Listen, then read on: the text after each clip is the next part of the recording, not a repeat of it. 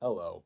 Uh, I'm doing food preservation. Yeah, I got three different methods that I'm going to be trying out over the course of a little while.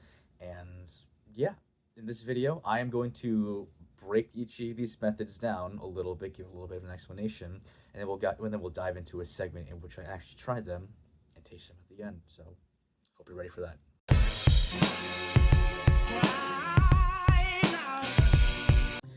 So the first method we're going to be going into today is fermentation. Now, fermentation at its core is going to be the process by which a piece of food or a food item is going to be submerged in a brine that is made at its base level out of salt and water. Obviously, throw in whatever spices you want or afterwards. That's all flavored. But at its core, salt and water. Now, what this brine is going to do is it is going to create a good environment for positive bacteria that we know as probiotics. Now, what these bacteria are going to do is that they are going to take sugars and carbohydrates and break them down into either acid or alcohol. Now, what the acid and alcohol does is it not only creates a hostile environment to bad bacteria that we don't want swimming around in our gut, but it also adds a distinct sour or tangy taste to the fermented foods. Fermentation, however, does come with a little bit of a risk, and that risk is going to be botulism. So, pretty big risk, actually. Now, the chances of getting botulism are pretty low. However, if fermentation is carried out improperly, for example, the piece of food is, if this is the top layer of the brine, and this is the top of the jar, and you got a piece of food sticking out like this out of the brine, that's a pretty good environment for the bacteria that does cause botulism, and you really don't want that. So that's why it's very important to be very cautious and paying very close attention to your fermenting foods while you're fermenting them. So let's get into it. How's it going? I'm fermenting today, and I'm making kimchi. This is the majority of the stuff that I need for it over here. I have my cabbage setting. What I had to do was I had to salt this and let that sit for 3 hours. I'm about an hour and a half in right now. Everything over here. Now, what people usually think kimchi, they think cabbage, right? There's a lot more that goes into it. I got some radish over here, Asian pear, garlic, green onion, carrot, and more radish. So what's going to happen is that when fermenting, the bacteria is going to feed off of the sugars from the Asian pear. And this, the magic stuff right over here, that's called gochugaru. And this is just Korean red chili flakes. And let me tell you what, this is a store bought. This is nothing. You know what this is? This is coming straight from a relative's farm in Korea. So this is the good stuff. This stuff is pretty spicy. But I'm gonna be putting it in over here. And over here, what I got, now what this is a slurry of water and glutinous rice flour. That goes in that as well. I'm gonna be completely honest with you, I do not entirely understand what the point of that is, but yeah, I just gotta let the cabbage rest for a little bit, and in about an hour and a half, I will be blending and fermenting all of this stuff, and it'll be good. So I'll see you then. All right, so what's going on right over here is I let the cabbage fully rest. It was resting for about 3 hours just in salt, washed it afterwards. Now what I'm gonna do right over here is I'm gonna combine my veggies. I'm gonna combine the pepper powder, the pepper flakes that I was talking about earlier, all of those, get that in there. And this is a wet mix of Asian pear, garlic, and ginger, and that goes in there too. Right here, this is about 1/8 of a cup of salted fermented shrimp. Now this isn't gonna add the bacteria to which the cabbage starts fermenting over there. More of a flavoring thing. Just there's bacteria on absolutely everything. I wouldn't need this like in the same way that I would need, let's say, yeast for bread. This is more so just for flavor. So I combine that, that's all good. And then really quick, I just gotta put in this. Anyways, all right, so everything is combined over here. So all I gotta do is just mix it. And once that's all mixed, I'm gonna add the veggies, such as the cabbage and the rest of the radish. It's gonna be good. All right, so everything just got combined over there. That's all looking good. So now all I gotta do, I'm gonna add the cabbage, and I'm gonna add the rest of the radish. And after that, all I gotta do, throw it in the container, and then it's gonna be good. All I gotta do is wait. All right, so I've mixed everything, got it all put in the container. This is what it looks like. it is pretty good. Now, this will taste good on its own, just right here and now. However, I'm gonna let it sit out at room temperature for 1 to 2 days, and it's gonna get a lot better. You know what? I might as well try a little bit while we're here, though. Cheers. Oh, I already know that that's gonna be good. That's gonna be good. All right. But yep, this is wow, lighting over here makes it look awful. But yep, this is the first step, fermentation, getting everything ready. So, you know, I'll come back once it's fermented a little bit and gotten a little bit better.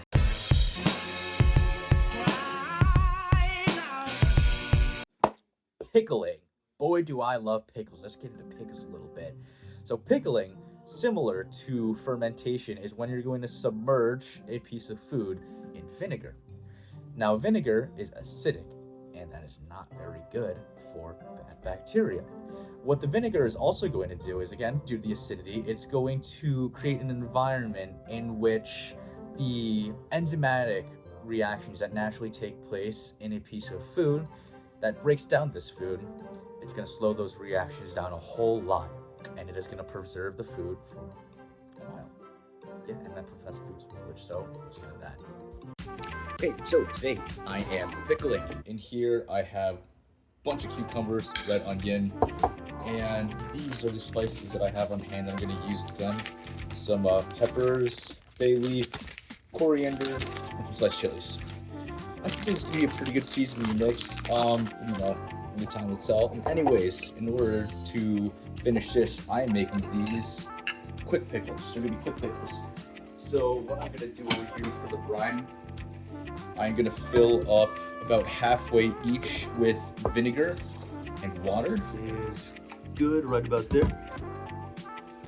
And this brine is going to get boiled a little bit, going to add a little bit of water, sugar, and then it's going to go back in with all the spices, and that'll be good. Right, so you know, I was heating up the brine and everything, and it just set my phone decided not to record any of it. So anyways, I have the finished product right over here. I heated up the brine with the seasonings and spices, and all I did just toss it in the jar right over there, and it's pretty much good to go.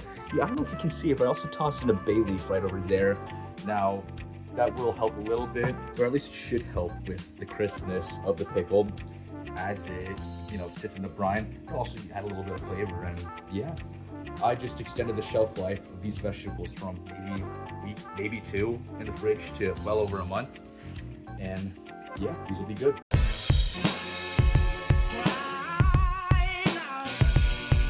The last method that we have today is drying or dehydrating. Now, you ain't no dummy, you know what drying is. It's when you remove moisture from food. But what purpose does that exactly serve? Well, when you remove moisture from food, not only does it create a hostile environment, again, to the microorganisms that cause food spoilage, but again, similar to pickling, it also creates an environment in which the enzymatic reactions that just naturally break down food are slowed. Now, what this results in is, again, because you're taking the water out of food, water's pretty heavy. It makes the food very light, very easy to carry. That's great for backpacking, camping, hiking, you name it. But that also lasts much, much longer than fresh food that still has a lot of moisture in it. So let's go do that. So what I'm doing right now is I'm making beef jerky. I'm gonna dehydrate this meat. I'm gonna dehydrate this meat a lot. But anyways, I have so much of it, and I have to cut all of this into slices that look like that, and then marinate it in this.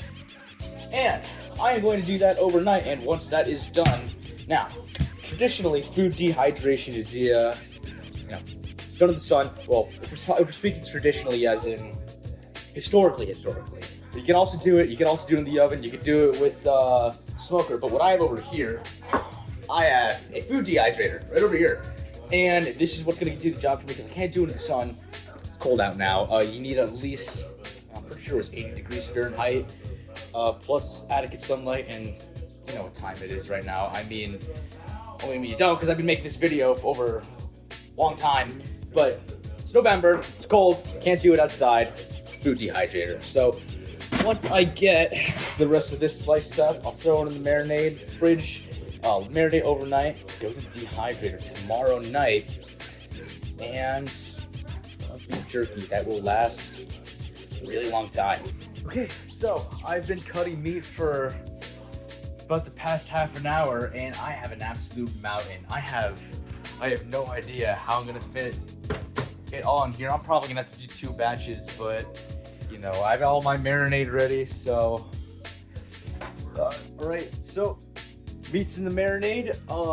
My hand is absolutely freezing because I did have to freeze the meat a little bit before I was cutting it, and the reason why I did that is not for any preservation reasons, but just so that once the meat firms up a little bit, it becomes a lot easier to cut uniformly. I need to get fairly uniform strips so they dry evenly, and this is about the thickness that I have them. But yeah, I'm almost done mixing this, and once I am, it's gonna go in the refrigerator for overnight. This is about $30-something worth of beef here. If I were to get this much of pre-packaged jerky, my God, I wouldn't even want to think about how much that would cost. Okay, so it's been about 24 hours after I marinated the jerky, and this is pretty much all gone, save for this little chunk over here. But over here, I have the food dehydrated jerky, and it's gonna be 5 racks, yes, 5 racks of just layers upon layers of beef.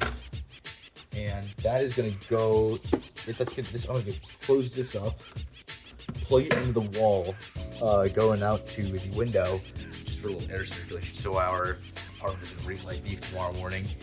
And that's gonna get an overnight 160 degrees Fahrenheit. And as for this over here, the 2 trays of oven jerky, well, I gotta throw it in the oven. That's not something I'm gonna do overnight because that's only gonna take 3 or 4 hours. And I don't like the idea of the oven going on, or the oven being on while I'm asleep. So that's gonna be tomorrow. And that'll be ready by the time I wake up. So I'll record that with you and taste it.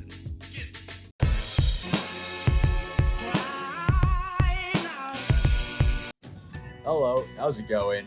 Today I'm going to be doing a little taste test of some of my projects. Now right over here, I have, let me get a good picture of this. The pickle and some kimchi over here. I'm not gonna lie, I would have had the beef jerky here too, but I kind of already finished it all before I got around to recording this. But I'll tell you a little bit about that. It was very good, nice and spicy, just the way I like it, and it was gone pretty soon after I made it. So if anything, that just speaks to how much of a success it was. It was good. It was good. Anyways, let's get into this. So, I mean, both of these I've had sitting in my refrigerator for right around 2 months now for both of them. So they've lasted quite a long time. I've been eating them throughout, and I'm all good. I haven't gotten sick or anything. So I consider it to be a success. But let's try the pickle first. And that is good. Yeah, it's a pickle. Definitely more flavor than what you'll get at a store, partially due to all the added spices and everything.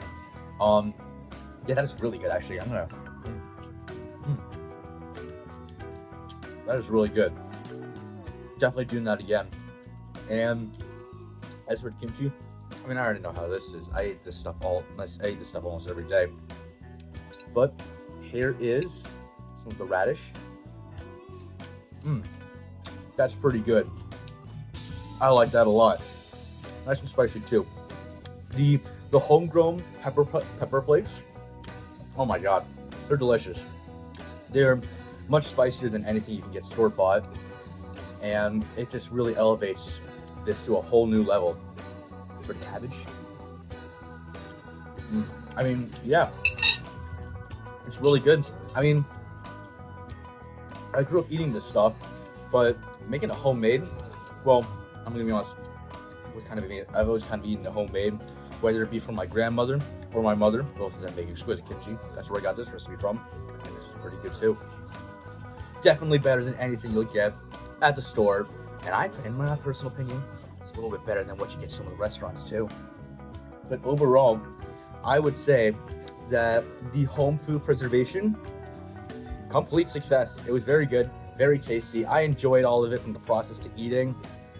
And if you have a little bit of time, I would 100% recommend trying out some of these methods for yourself. Just as like a little thing about the beef jerky, I made it for a bunch of my roommates too. Here's an account from one of them. It was really good. It was really good. You heard it here first, folks. Jerky was a success. All of it was. Yeah. Goodbye.